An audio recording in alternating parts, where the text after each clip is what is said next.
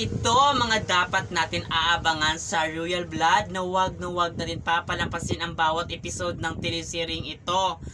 Bago pa namatay itong si Gustavo, pinangako na talaga niya kung mawala siya sa mundo, kay napoy niya ibibigay lahat ng yaman niya at kapangyarihan niya. Nang dahil ba na ito ay talagang nagsilos ang kapatid niya, baka nga talaga magkatotoo ang bilin kay Gustavo na talagang pag namatay siya, kay napoy niya ibigay lahat. At dito na ba talaga yung dahilan para talaga isa sa kapatid ni Napoy talaga ang pumatay kay Gustavo, para hindi lang talaga matupad ang plano ni Gustavo na ilipat lahat ng kayamanan niya dito kay Napoy. Kaya naman mga kapuso, abangan natin ito. Sino nga ba sa tingin niyo ang posibleng pumatay dito kay Gustavo?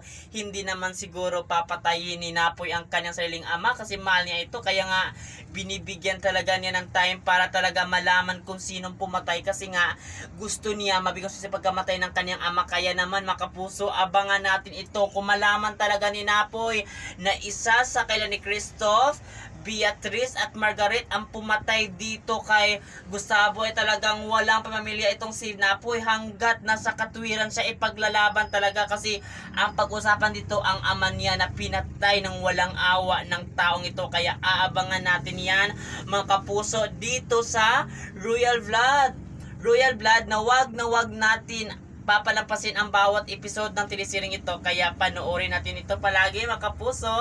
Maraming salamat mga kapuso sa panonood.